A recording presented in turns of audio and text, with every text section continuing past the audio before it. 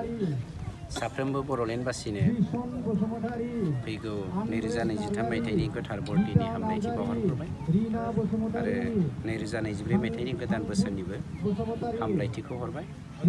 गोजामखौ नागारनानै गोदान मिजिं, गोदान बिथिं आरो गोदान जा भिजन एन्ड मिशन बेजों जों साफ्रोमबो बिटिआरबासि आवगायलांनो हाथों बेबायदि थांखिजों आसा खालामनानै अन बिहाफ अफ द गभर्नमेन्ट आरो अन बिहाफ अफ माय फेमिलि आं साफ्रोमबोनिसिम आंनि हामलायथिखौ सार दाखालिसो नैबे खाम्फा बरगयारि नुजाथिनायाव जा इउपिपिएलनि गोख्रों मददगिरि कमल बसुमतारी होननाया जयनिं जादों। दा जयनिं जाखांनायनि उनाव बिथाङा बुंदों दे माने इउपिपिएल हान्जायाव गावजों गाव गोरोबनाय गैया, सिस्टेम गैया, बिनि थाखायनो आङो बिपिएफ हान्जायाव जयेन जादों होननानै मोनसे खोथाखौ गोसोखां समाजाव बा मोनफ्रोमबो जोलैयाव नोंथाङा दुम्बाखौनो होन बा खाख्लौखौनो होन बा थालिरखौनो होन बा आनारसखौनो रैमालिखौनो होन जि आबादानो जाया माथो बे आबादफोराव खांखमा सोबनानै गरन्थाइ नांनाय मोनसे माबा थायो। गरन्थाइ नांनाय मा होनगोन बेखौ दुम्बा होनगोन ना, गरन्थाइ नांनाय खाख्लौ होनगोन ना, गरन्थाइ नांनाय मा होनगोन रैमालि होनगोन।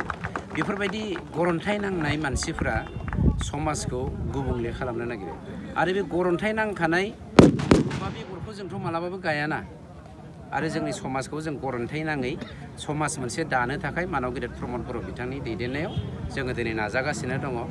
गतिके हादानिफ्राय गरन्थाइ नांनाय जोलैफोरखौ बोखारनायानो जोंनि खामानिखा आरो बे बोखारजानाय सुबुंफ्रा जोंनिफ्राय थांनायनिफ्राय जोंहा इसेबां गिदिर दांजानांगौ गोनांथि गैया।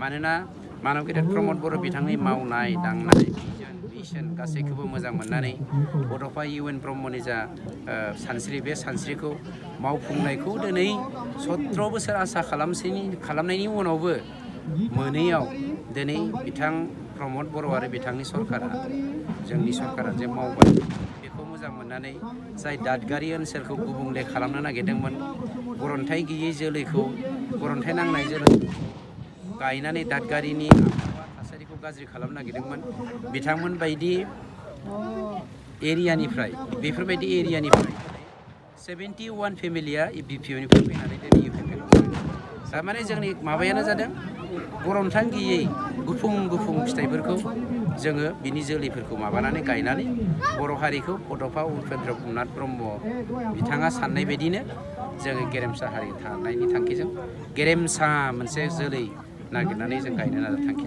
सार बिथाङानो दे मोनसे बाथ्रा बुंबावदों इउपिपिएल सरकारा मोनसे इग'जों सरकार सालायगासिनो दं होननानै बुंदों। What do you mean by ego? इग'आ माखौ? जाय बिथाङा दिनै गोरोन्थाइ नांनाय सुबुं हिसाबै बड'फा UN ब्रह्मनि सानस्रिनि सिङावनो 10 बोसोर फरायसा आफादाव थानानै दिनै बड'फानि सानस्रिखौ जोगारनानै थांबाय। What does it mean? नङा होमबा? इग'आ सोर? हारिनि सानस्रि मा? हारिनि आसारखान्थि, हारिनि राव थुनलाइ हारिमु बेफोरखौ बोखांनो जाय मानसिया स्टेन्ड लाखियो, दिस इज कल्ड इग'। बेखौसो इग' होनगोन। कापुरुष माने इग' होना। बिथांमोना खुनु अबजेक्टिभ गैयै, भिजन गैयै, मिशन गैयै मानसिफोरखाय जाग्लुं लुंग्लुंखौ मोजां मोनग्राखाय जाग्लुं लुंग्लुंजों थांदों। आं दहायनो होनबाय जोलैनि थाखाय बिथांमोना थिनानै दोनजानाय बेगर नंखाया, नङा होमबा? माइलि नंखाया, जायनि जाहोनाव थिनानै दोनजायै जोलै हिसाबै, माइलि हिसाबै, बेगर हिसाबै गोनांथि गैयै मानसिखौ जों खादानिफ्राय दुख्लिनिफ्राय गारहरखागोन।